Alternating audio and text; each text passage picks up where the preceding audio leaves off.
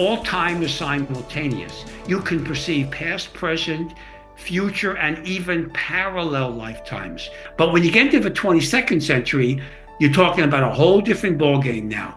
But my favorite century is the 35th century. So this is my research from the time travelers. Dr. Goldberg, welcome to Passion Harvest, one of my most incredible favorite subjects. I'm so excited to have you on the show today. Well, it's my pleasure to, I would like to say reincarnate, but this is my first interview with you. But we're going to be discussing the idea of taking people into past lives, and I'll give you case histories of that. But I also developed a field in 1977 called future life progression. And you can see in the background my first book, Past Lives, Future Lives, which is the first book ever written about taking people into future lifetimes. Incredible. Like your work is groundbreaking, Dr. Goldberg. And oh my God, I've got so many questions for you. But I mean, you're a world-class hypnotherapist, but past lives and future lives, I don't even know where to start. Well, let me begin by doing some definitions This first, is your because show today, so I'm going to pass it over to you. okay. Let me just do it in a nice, organized way. So there are certain terms I'm going to be talking about. The term age regression refers to taking people into the earliest stage of your current life. Past life regression is obviously going into a previous lifetime, reincarnation. Age progression is taking you into the future of your current life. Okay. Future life progression is taking you into your next lifetime or beyond, could be 1,000 years from now. And that's the field that I developed back in 1977. Then there's something called the superconscious mind tap, which is a energy cleansing or healing aspect, a technique I developed back in the 1977 to allow you to raise the frequency vibrational rate or the quality of your soul's energy to allow you to heal from issues you were previously vulnerable to, habits, phobias, anxiety, depression, things like that.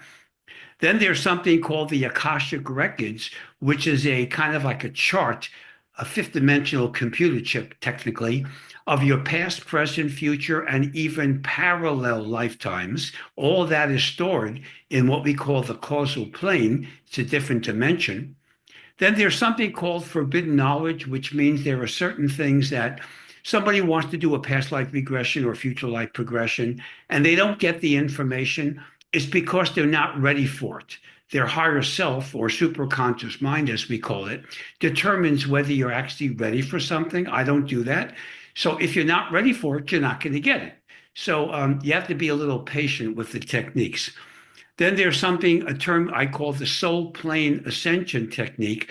The soul plane is beyond the karmic cycle, and that is where you go when you die or cross into spirit from any lifetime and choose your next life. Or if you're ready to ascend, you'll be able to use that dimension to go into the higher planes to ascend and to leave the karmic cycle and rejoin the God energy complex. So that's what that means. Now, as far as regression, the most famous case that I've ever had, and I'm very proud of this, is a case that's based in my second book called The Search for Grace.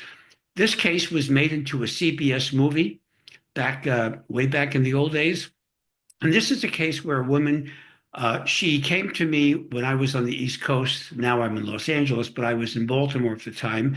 She was attracted to a married man, and he was cheating on his wife, of course.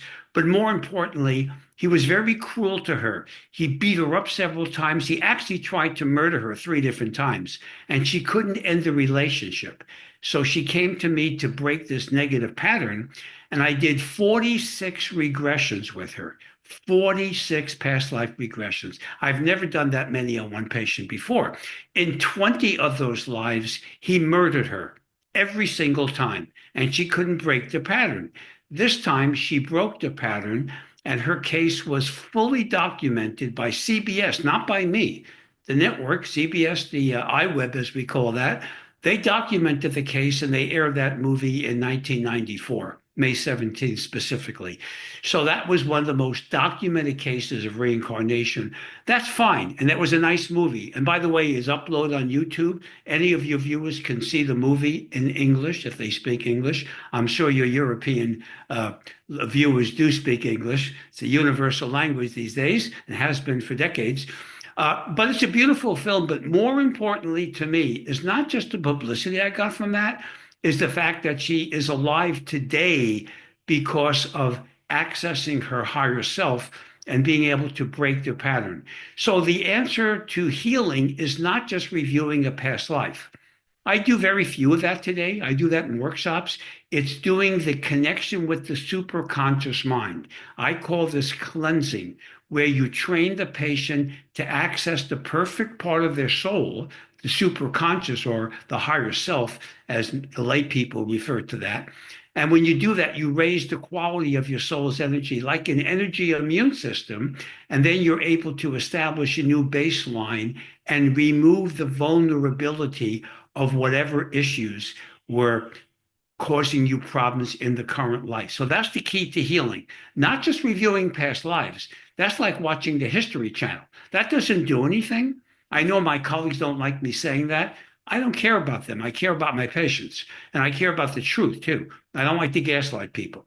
So, in fact, I never do that. So basically, the superconscious mind tap is the main technique that I do in my therapy. And they can do that with the fifth dimensional travel CD that they would get with the Exploring the Fifth Dimension book, because they go into the fifth dimension and they can access their higher self. So that's the kind of the bottom line to what regression and past life regression is about. Thank you, Dr. Goldberg. You're profound and amazing. So first, I just want to ask, and I will leave a link in the show notes, where can people connect with you? Okay, well, I don't know if you've linked my website to your I will. homepage. Okay, but basically my website is www.dr for doctor, drbrucegoldberg.com. So that's drbrucegoldberg.com. Thank you, Dr. Goldberg. I mean, I'm fascinated about the past lives, but particularly the future lives. Well, let's deal with the future from the simple perspective first. So, age progression is what I defined earlier, is going into the future of this life. So let me give you a quick case history of someone that, a very dear, sweet person. She's a very lovely person, a recent college graduate. We're going back to the year 1996. So this is June, early June. There's a young woman, I call her Tammy, not her real name. She just graduated from college and she lives in New York City. So it's early June. She just graduated and she saw the movie The Search for Grace, my CBS movie, which aired a couple of years before that. So she came out here because she wanted to go out of the body and she wanted to see into the future, right? Okay. So I'm working with her. She's here in LA. She actually came here. This is before I did Zoom sessions. So she comes to LA for a week. And while I'm working with her, she's a very bright and very great patient. She's able to, if I see her on a Monday, she perceives an event that's going to occur the following day by using the techniques I trained her with, and it would come true. Like she sees herself going to a bookstore, meeting a guy with a tie-dye t-shirt, going out and having dinner with him. The guy, what he looked like, what his first name was, and that happened. So she had a very good track record. So, I complete her on Friday of that week, and I said, "So what are you going to do this summer?" And she goes, "Well, I'm going to graduate school." So she's going to go to Europe. She's going to go to Paris in July, and spend about 6 weeks there, touring Europe with her friends, and then go to graduate school. I said, "Fine, have a nice life." So now she calls me at the end of June. Now she's back in New York. And she goes, "Doctor, this is Tammy. I have an emergency." And I said, "Tammy, look, I retired from dentistry. I have a dental degree. So I retired from dentistry to get away from that. What's going on?" She goes, "Well, I use your techniques and I played your CD and everything. And I want to see what's going on with my Europe trip." So I see myself taking off from a jet from JFK Airport, right? The plane goes up, immediately crashes into Long Island Sound. Everybody dies, including me. So what do I do? And I said, Tammy, look, I don't want to run your life. I believe in empowerment, psychic empowerment. Change your flight plans and call me at the end of the summer. She goes, oh, that's brilliant. And I said, it's not brilliant. It's just logical. Just do that. Okay. So I don't hear from her until the end of August. So the end of August, I'm swimming in my pool with my dog running around the pool, and I have my cell phone by the pool, and she calls me. She goes, Doctor, this is Tammy. And she told me something I never want a patient to tell me. She goes, you saved my life. And I said, no, I didn't. What's going on? She was going to go on TWA Flight 800, which left July 17th, 1996 from JFK Airport. That flight had 230 passengers, went up in the air, immediately crashed into Long Island Sound. All crew, all passengers died. She would have been number 231, but she wasn't because she was able to change her flight plans. That's how going into the future, not only is it not dangerous, but not me, her higher self did this. It saved this young woman's life, and she's alive today. So that's an example of documentation of going into the future. But let me give you a couple of other examples, which is even more impressive. In 1898, there was a man named Morgan Robertson. I'm sure nobody's ever heard of him. He was an author and he wrote a book called Futility. And the basis of this book was an unsinkable ocean liner was going to leave from England to the United States, carrying thousands of passengers across the ocean. And it was going to crash into an iceberg and kill most of the people on the craft. The craft was 800 feet long, weighed 70,000 tons, had too few lifeboats, and the name of the craft in Morgan Robinson's 1898 book was the Titan. 12 years or 14 years later, in 1912, the Titanic did the exact same thing. So how did Morgan Robinson know that? He did a age progression. Now, another one of my favorite authors is the co-discoverer of science fiction was Jules Verne, the Paris author, who is known for From Earth to the Moon, Journey to the Center of the Earth, 20,000 Leagues Under the Sea. And he wrote, these were famous novels. Okay, so he wrote a book in 1863 called Paris in the 20th Century, which his idiotic, wimpy publisher refused to publish. He said, I can't deal with this. And Jules Verne says, okay, here's what he wrote about in this book, which, by the way, was recently published by his great-great-grandchildren. Okay, this is what he wrote about. Remember, 1863, electronic bank alarms, subway transportation, personal computers, 24-hour convenience stores, schools of the future in which audio and video equipment are used for information presentation and fax machines. This is 1863. Now, did this guy see into the future or what? This is a Parisian form of Nostradamus, okay? You can put him on the Ile-de-France with a computer in 1863, all right? So those are examples to show you how going into the future is not so weird, is that it actually has documentation. And there's been scientific studies about like dream laboratories, Maimonides dream laboratories in Brooklyn, New York, back in the 50s, 60s, and 70s, where they would document horse racing results, sports results, things like that, that actually came true. So this is a reality because when you go into the fifth dimension, and that's why the CD that comes with the Exploring book is relevant here. All time is simultaneous. You can perceive past, present, future, and even parallel lifetimes. So one of the techniques I developed, I call this the new you technique, is I train patients to go into parallel lives and perceive their options in parallel lifetimes occurring in the same time frame. So if somebody has a really bad life where their whole life is messed up and there's nothing they can do about their past, they can switch tracks and go into a parallel life, which they have a much better future. So you see that this is called the new you technique. So these are examples of doing this. Now, I want to document a very interesting past life regression. I've done regressions like, here's an example. A woman goes back into a past life in which she was a she was in the early 1920s, and she was a photographer, and she was a photographer in her current life, but in the 1920s, she was a mafia hood in Chicago, working for the Al Capone gang. And she was an overweight, obese, ruthless criminal. Okay. She hated what she represented. All right. In this life, she's a very sweet woman, no problems. So she was overweight and she just said, "Oh my God, I can't deal with this guy." So what happened, this is before I met her, she decided to go on a crash diet and she became anorexic. She weighed about like 85 pounds. She could have died if she, kept it up. So we did the regression. I did the superconscious mind tap, and she was able to remove the block from her life, go back and gain her weight. So she became like 115, 120 pounds and have a good life. But the cause of the anorexia nervosa was to carry over from the past life.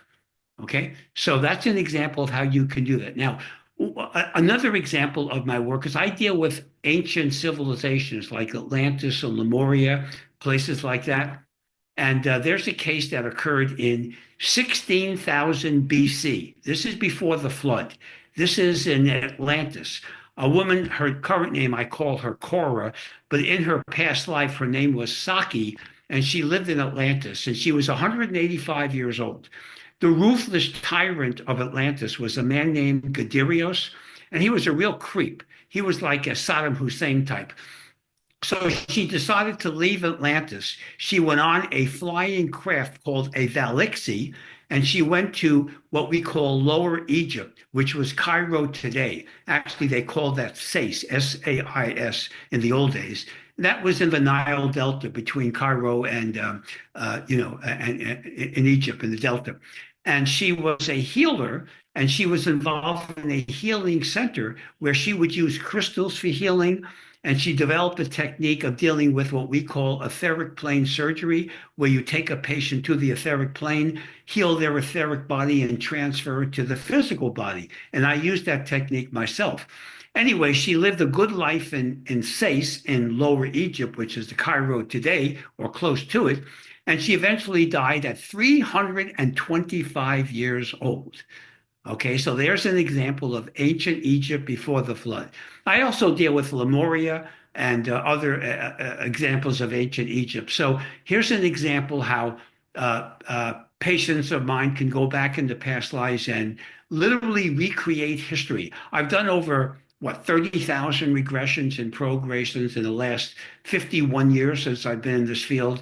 So I've got like more experience than probably the rest of my colleagues put together. The point is that anyone can do this. And these are examples of energy healing, which is basically a shamanic technique. Anytime you deal with energy healing, you're dealing with shamanism, acupuncture, Reiki healing, hypnosis, Ayurvedic healing from from India. All these things are shamanic, and we're supposed to actually do this rather than depend on drugs and what we call allopathic or regular Western medicine. In America, for example, if you go back 120 years, the number one form of therapy and healing was not drugs, it was homeopathy, which is very big in Europe. In France and Germany, they do that quite commonly today. In America, it's very rare. Most of American medicine is, they're basically drug dealers. And I get people off of medication. I never prescribe. I have a narcotics license I can prescribe, but I don't because I believe in energy healing. So to me, the purpose of all this is to remove fear, which is the only thing that keeps us in the karmic cycle. And that's kind of the bottom line I call the psychic empowerment. You train yourself to raise your energy up by overcoming fear, connecting with your higher self. The superconscious mind tap is the technique that I do. And when you do that, you can do anything. I mean, it doesn't matter what your background is. You can literally do it. Now, if you're in a situation where you can't control the environment, where maybe you have a physical handicap, maybe you have a criminal record, maybe you lost an arm, or you have an incurable disease, okay, what's the option? Switch into a parallel universe. So let me give you an example, because I did this myself. I've done all the techniques. I work with my patients. Back in 1992, in LA. One of my old friends from the East Coast, he was a writer, and I knew him from the East Coast. He came out here and he wanted to do a movie for television with me. And I know the guy, his name is Alex. And I said, Alex, look, you're a nice guy, you're a great writer. But as they say in Hollywood, you couldn't get arrested. Nobody cares about you. Why should I waste my time with you? If you don't have an executive producer that I can check on the records of, then we don't have a conversation. He says, well, I do have one. It's my professor at UCLA. And I said, have her call me. No call, no meeting. Okay, got that? No tiki, no washi, as we say. So he says, okay. So now her name was Cynthia. That's her real name. Cynthia calls me. She goes, Alex contacted me, and yeah, let's have a meeting. I said, okay. So we have a meeting, and this is the Search for Grace case. So now they go through various productions and treatments are written, and there was a lot of political problems. There was a producer who was suing the network. The network decided to not do the filming. They were going to put the project in what they call developmental hell. It's a Hollywood term. And I said, so Alex says, Bruce, he goes, I need the money. Alex is the kind of guy, no matter how much money he made, he was always in debt. That's very Hollywood, okay? I said, Alex, I'll fix it. He says, what are you going to do? The network doesn't want to hear from you. I said, I'm not going to call those energy vampires. I'm going to do my new you technique, and I'm going to switch into a parallel universe. And he goes, whatever, do what you want. Okay, I'm out of this. So I used my technique. I see that the frequency, I call that a frequency, it's a parallel universe, that it was on in 1990. Now it's 1994. It's around early January. And I can see that on that frequency, I had a great life, no problem. I see into the future and everything's fine. But the movie would never air. So I go into a parallel universe. I call this frequency number 4. There are 5 major frequencies. And I see that the movie is going to air. And a whole bunch of other things are going to happen that are positive. Okay, I figured I got nothing to lose. So I switched tracks. So what happened about a week later, I get a call from Television City, CBS's West Coast headquarters, and they said, Doctor, we need you to come in for a pre-production meeting. Okay, that was around mid-January, maybe the 3rd week in January. May 17th, 1994, between 9 and 11 p.m. Eastern Standard Time, The Search for Grace aired. And I am in a parallel universe that I wasn't in 1994. So if I can do it, anyone can do it. It's called the New You technique. I wrote a book about that. By the way, the Exploring the Fifth Dimension book does deal with parallel universes.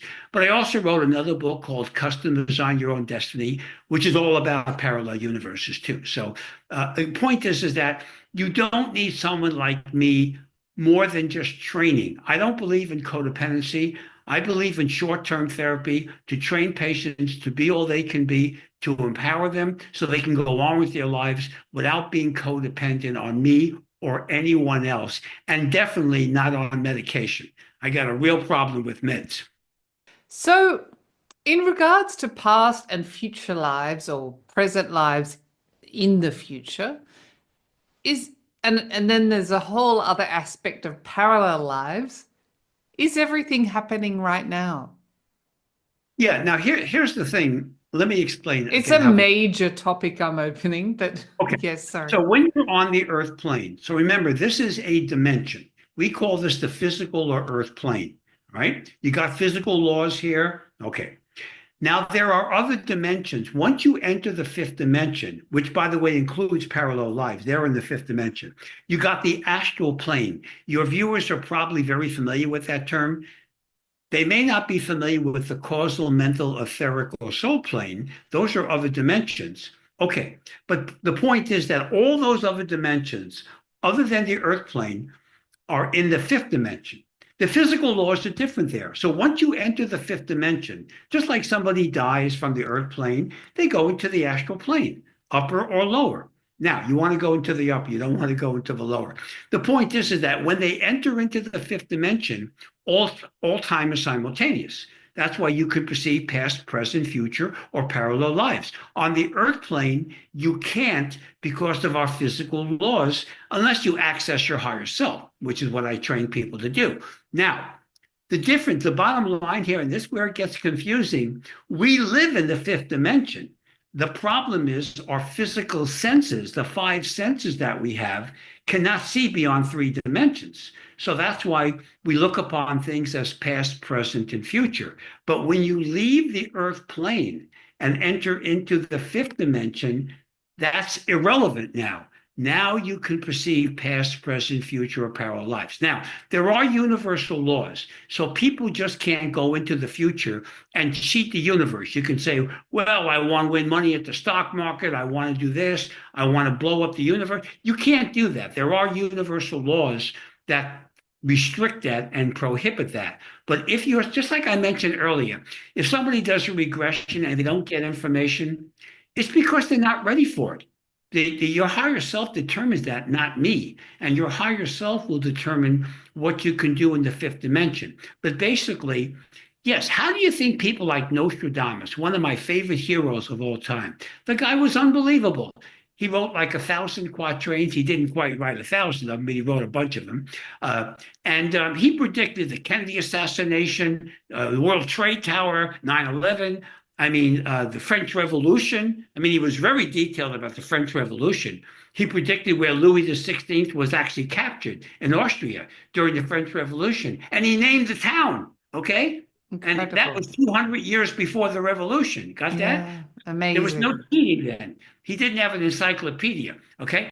So he was able to access the Akashic records of the universe and tap into it. And there are others. Edgar Cayce, American psychic, was well known for that. America's most famous psychic. He died in 1945 in January, but he was a brilliant psychic, and he had like a third grade education. So my point is, anyone can do this if you're properly trained. And the bottom line to this is that you want to be able to use metaphysical principles to access your higher self. That's the key, and to go into the fifth dimension. Now, we can call that an OBE, an out-of-body experience. I've been out of the body over 3,000 times, and I'm still here. It's perfectly safe. In fact, when you go to sleep at night, so let me give you a little neurology here. I'm going by medical background here. When you go to sleep at night, you go through a 4-stage sleep cycle. Stage 4 is the REM cycle. That means rapid eye movements. That's when people dream. So when you're dreaming, you're in the 4th stage of the sleep cycle. Okay, we know that. We've been doing this for 70 years of research. There's no argument in the field. Medicine always has arguments, but not about this.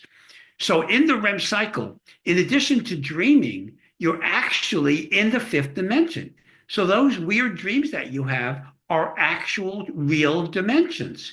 It's the astral plane. Maybe it's the causal plane. Maybe it's the mental plane or the etheric plane or even the soul plane, but they're real dimensions. So if some monster is chasing you, you're on the lower astral plane. It's just as real as this dimension. The difference is the physical laws are different and you can't be harmed. So if somebody chopped your head off in the astral plane, it doesn't affect your physical body. Okay, it just scares you, creates anxiety, but it doesn't cause you any physical harm. So that's why there's nothing wrong with using the 5th dimension to grow spiritually. I train people to do lucid dreaming. When you remember that you're aware that you're dreaming during the dream, and you can manipulate the environment. You can change things. That's very empowering. People can use that for creativity. I work with a lot of creative people, artists, musicians, screenplay writers. I developed the superconscious mind tap and progression therapy by going into the 5th dimension and going into the what I call the astral museum on the upper astral plane. That's where Thomas Edison, Tesla, Einstein, what do you think Bill Gates, Tim Cook, where do you think they get their information from? They think they're just smart people? Why didn't they do this in ancient Greece? Okay, they had brilliant people there too, including Archimedes, one of my heroes, a great mathematician, or Hero from Rome, who developed the steam engine 2,000 years ago. And the Roman government said, "Nah, we don't want it." Do you know where we'd be today if the steam engine was created in the year 1st century AD rather than 1700? This would be like Star Wars here, okay? So my point is that we can do this by going into the 5th dimension. Never fear it. It's perfectly safe. I obviously have done it. So have all of my patients. I've worked with thousands of people over the years. And the point is, when people don't do that, that's when they run into problems because then they let society beat them down, depress them, or inhibit them, lie to them, gaslight them. And that's where people have problems. And my purpose is to get people to overcome those issues, to not be dependent on me, but and not even be dependent on your higher self, just access it. Your higher self is the perfect part of your soul. You will eventually merge with your higher self, become one with it. That's what atonement means, at one with your higher self, and then you ascend. You could either become a spirit guide like a Buddha, or you could rejoin the God energy complex and no longer have a karmic cycle. And that is the only reason why we're here. Thank you. Thank you, Dr. Goldberg. So for those of the audience, I mean, all you talk about is incredible, but for those of the audience that perhaps are listening or watching that don't have the means or the opportunity to connect with you, what are your tools or tips to connect with the fifth dimension? Well, they could go to my homepage. There are exercises, including the fifth dimensional travel is on there. I also have an exercise about psychic protection from negativity, because you see, this is something I want to discuss for a moment. We're all exposed to negative energy from what we call the lower astral plane. That's the origin of psychic attack. So when people get very neurotic, they get very high strung, they're angry, they're depressed, that is not a normal emotion. Okay, primitive man didn't wake up in the morning and get depressed. They would have become extinct. You know, some saber-toothed tiger would have had them for lunch. So we develop things in society because we don't have to do things. We don't have to go out and hunt. You can just order a pizza to be delivered, you know, that kind of thing. So the psychic protection is important to eliminate the vulnerability of negative energy and to access your higher self, which is the white light people talk about. That is your higher self, by the way, and that will seal the auric field which surrounds our physical body, and that will eliminate the ability of negative energy to permeate our auric field. So they basically just look at the exercises. You can do that now. If people don't want to have to memorize scripts and things, okay, I understand that. You can order the CDs. I've got over 100 titles on my homepage. They can order. I put them in albums, but they can order individual titles. Again, they get a free CD if they order the Exploring the Fifth Dimension book. But they can do things like contact spirit guides. I wrote a book called Spirit Guide Contact Through Hypnosis. If they order that from my site, they get a free CD to help them to access a spirit guide or an angelic entity. So again, all they have to do is push a play button, put a CD in or upload it to your computer and just play it. They don't have to do anything weird if they don't want to see me. But obviously, if you've got very complicated issues, you're not going to be able to play a CD and get rid of that. You're going to need to have private sessions for that. So that's why I do the sessions on Zoom with people throughout the world. And all my, if they go on my homepage, there's a toolbar.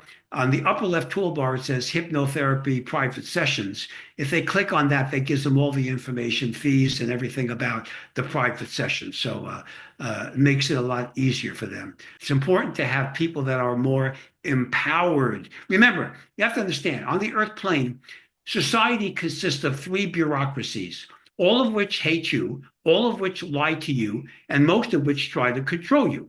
Number 1, government. Never trust government. They always lie to you. You lie to the government, that's a felony. They lie to you, that's doing business. The second one is the corporate world. We don't care, Inc.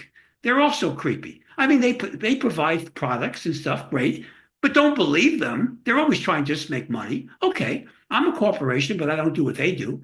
And the third one is the worst. And this is where some of your viewers may be offended. Religion, okay?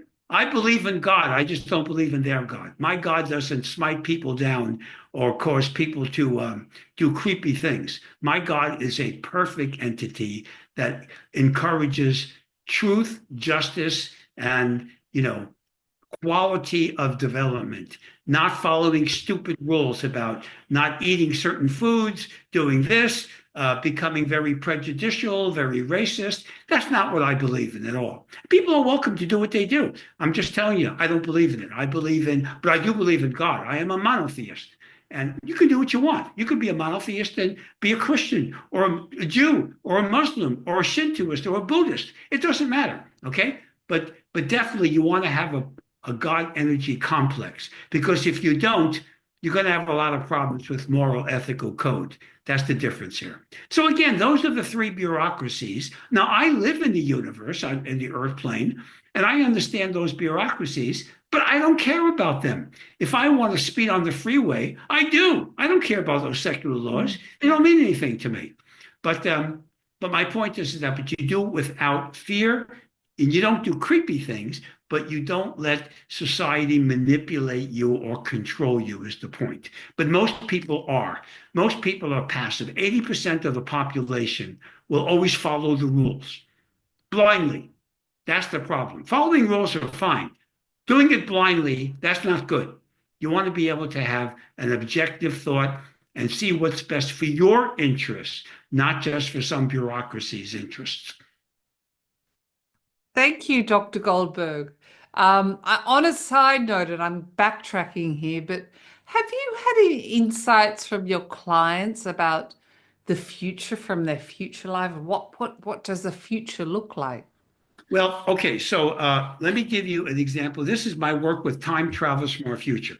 Now, as far as the Can I future of just this interrupt for the audience? You connect with time travelers, like persons, people from the future that come to you, just to clarify that. These are human beings. Now, there are extraterrestrials on the time travel team, that's true. But the ones I'm dealing with are humans, Earth plane humans, born and raised in this planet, from 1,000 to 3,000 years in the future. And I call them chrononauts, like an astronaut, except chrono means time from the Greek word. And I wrote a book called Time Travels from Our Future, and my Egypt book, which documents not just the time travelers, but also the continents of Atlantis, Lemuria, and Egypt before the flood. So those books are on my website. But my favorite century is by the way, let me just make one comment about this century. The 21st century is the last difficult century. There's going to be problems. You get countries trying to play games, wars here, not Yay! nuclear. Sorry to interrupt. Yay! Through the century. But when you get into the 22nd century, you're talking about a whole different ballgame now. Cancer, AIDS, Alzheimer, all those will be eliminated. The society we won't have any wars to worry about. Things are going to be very bright as you go on. But my favorite century is the 35th century. So this is my research from the time travelers. Yeah, this is a biggie. In that century, there is an anti-gravity park that's established called the Land of Tatos. Now, Tatos is the name of the first time traveler from the 31st century. And this is an anti-gravity park, which is several thousand feet above the earth. And people will go there like a Disneyland. And when you go there, you can go back in time. You can spend like a day going into the Renaissance or ancient Rome. And they have a force field surrounding it, so you're not dumb enough to fall off the edge. But it's called the Land of Tatos. But another one of the developments is what I call, it's a food simulator. I call this the Mind Witch machine. It looks like a microwave, except your thoughts create food. So if you want to have the proverbial chicken sandwich, or if you're in France, if you want to have your proverbial pastry and espresso coffee for breakfast, okay?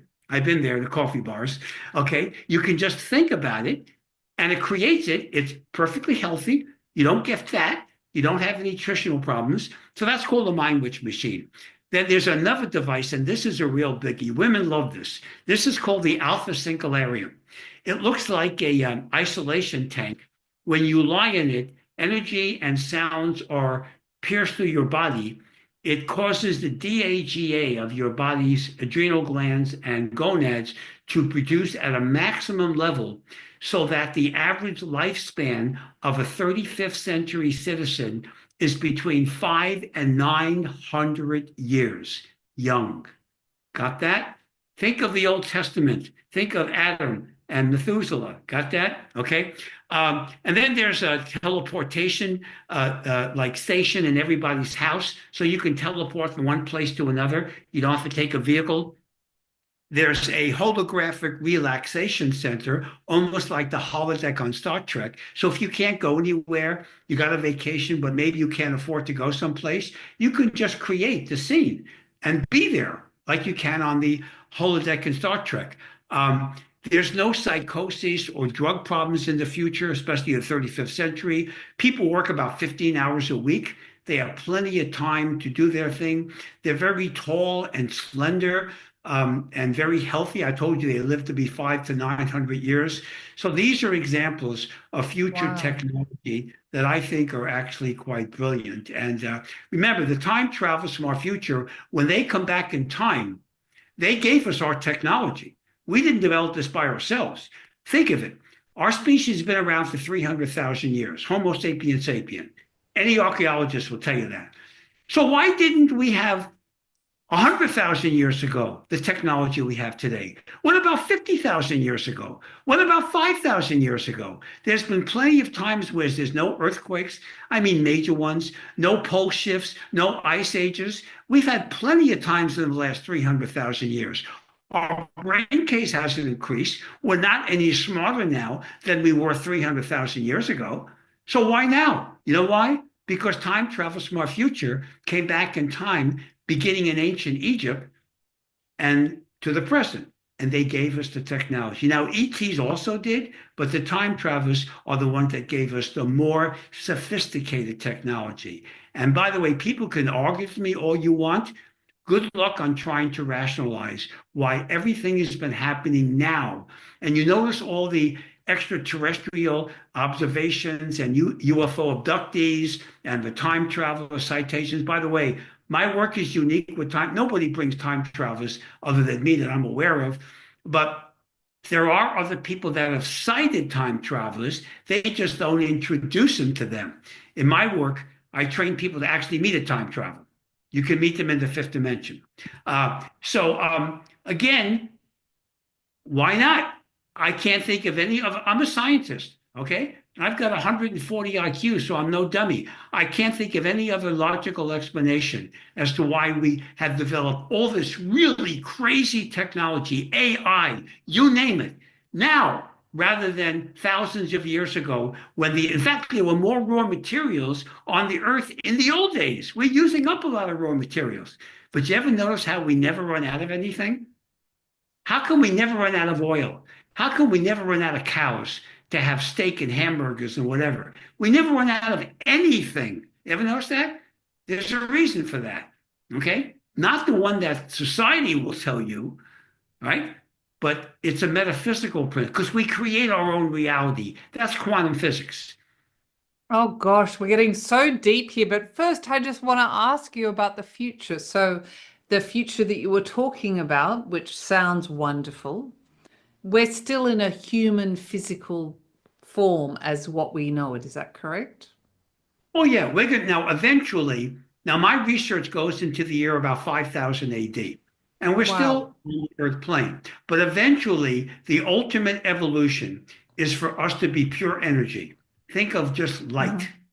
And in my work, what I didn't discuss, and it's very complicated, so I don't want to bore your audience, but I asked a patient years ago to go to the origin of their karmic cycle. I didn't say go back in time. I didn't say go forward.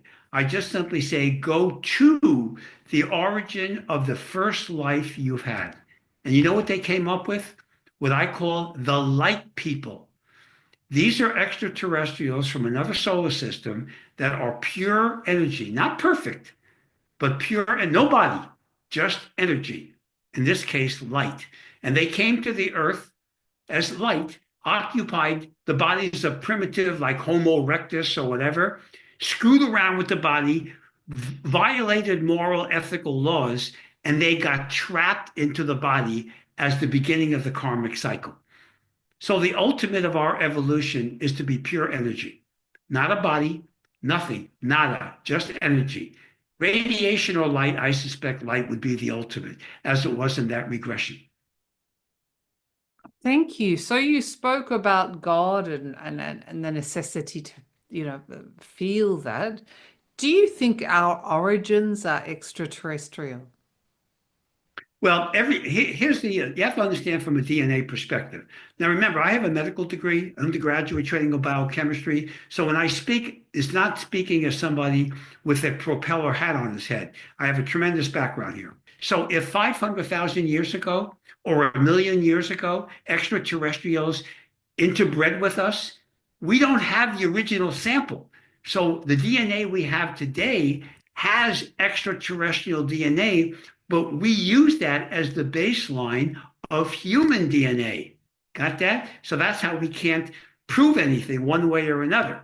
But basically, the bottom line is in my book, Time Travels from Our Future, and my Egypt book, I talk about the Lyran extraterrestrial group, the Syrians also from the dog star, the Syrian ones, the ones that Egypt was very big on with their three pyramids, you know. They came here, many others came here, and they interbred with us. So basically, we should be basically a Homo erectus caveman. We're not because of the genetic manipulation of our DNA. The Sumerians talked about the Anunnaki.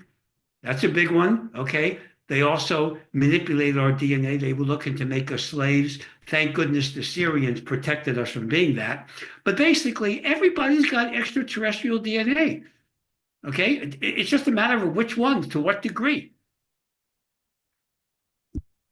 You know, by the way, if you do a DNA study today, if they took your DNA, you would have about 2 or 3% Neanderthal DNA in you. You may have sub-Sahara, depending on where your ancestors came from.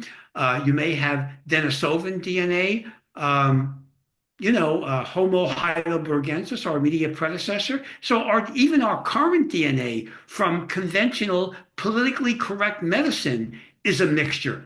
We're not pure Homo sapiens sapient. We never were. We couldn't have been because we evolved. You see? Here's a rule of thumb. 80% of humans came from Homo heidelbergensis. They lived between 600,000 BC to about 200,000 BC. The other 20% come from Homo erectus, which is 2 million BC to about 100,000, actually about 50,000 BC. We killed them off. So again, we've got a mush of DNA automatically. It's not complicated to think of the extraterrestrials, assuming that you believe in the extraterrestrial coming to this planet, which there's a lot of evidence to. Every ancient culture talks about ETs. You think they're all making it up? You know, I mean, all over the world. If they didn't have communication, that's circumstantial evidence of proof that there's been extraterrestrial involvement with our planet. I mean, even Washington is beginning to accept that. Even the Pope accepted extraterrestrials.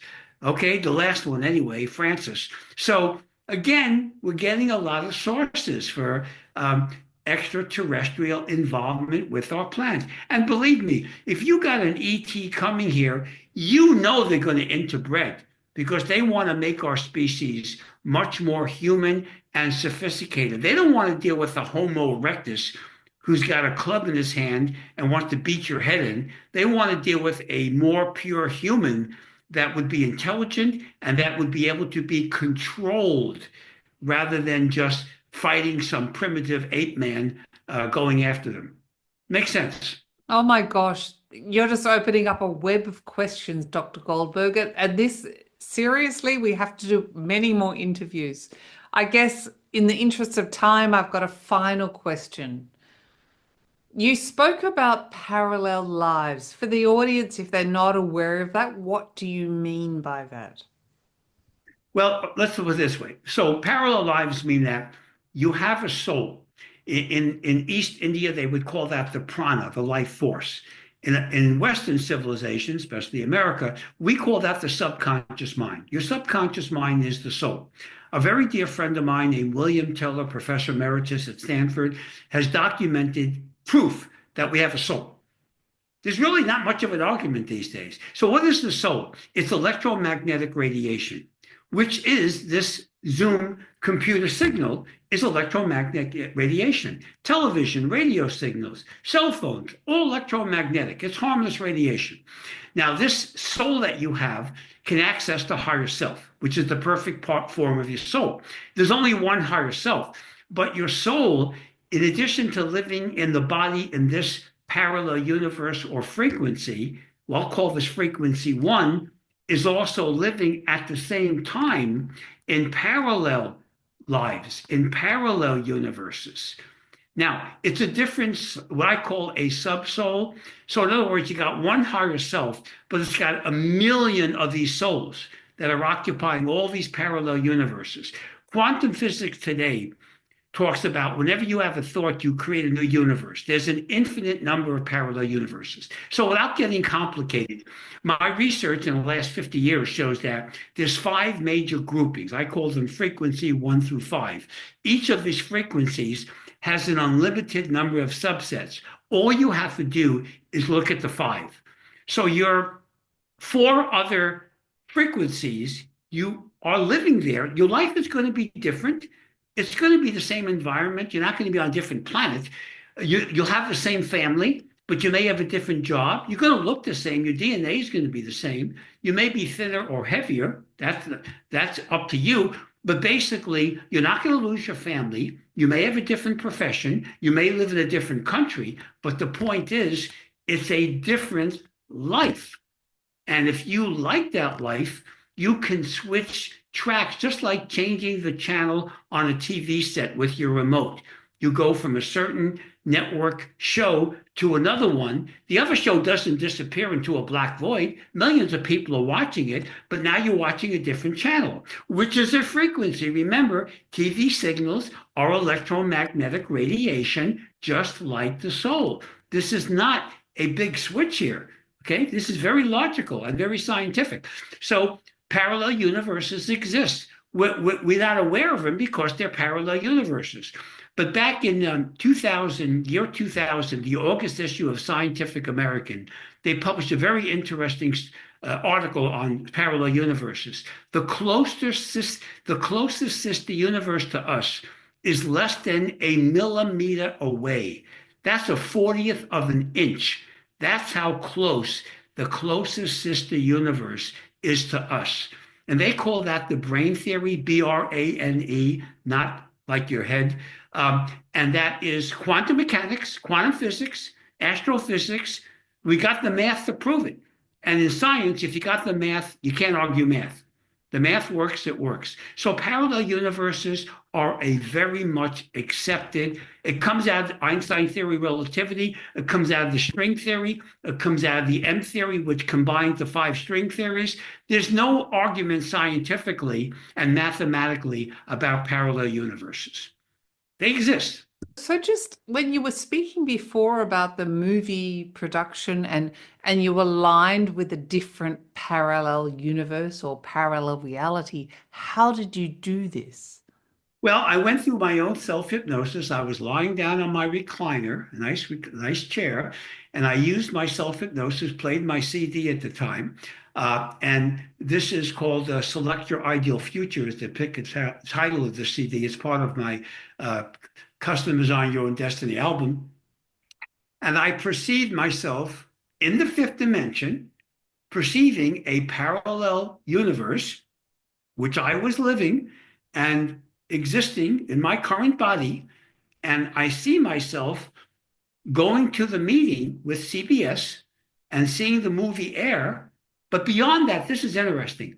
Okay, so that's great. But then I went, well, remember, this is 1994. Then I went well beyond 1994 into the year 2000, into the year 2002, 2003. And in those days, I was working with a radio host by the name of Art Bell on a network called Coast to Coast AM. It's very popular in America. It's a metaphysical conspiracy kind of thing. And I was working with him. Okay. Then in 2003, I see myself not working with him, but working with a guy that I humorously described. He looked like a Greek fisherman. He had a mustache, whatever. That's George Norrie. I didn't know who George Norrie was. So when I talk to George, I always use that, and he laughs at it. He knows I'm not trying to make fun of him. So I didn't know who George Norrie was. He was doing a show in St. Louis called The Night Hawk or something. I didn't know that. So all these things came true. Women I was dating, business deals I was involved with, workshops I was going to India. I had no intention of doing that. All these things occurred on this universe that I had no knowledge of on that parallel universe. So now that I'm living it, I can see the accuracy of the technique. And so have many of my patients. And I report their case histories in the Custom Design Your Own Destiny book and in my Exploring the Fifth Dimension book. So I can perceive from my subjective experience as well as my objective experience that the technique works. And by the way, it is scientifically verifiable.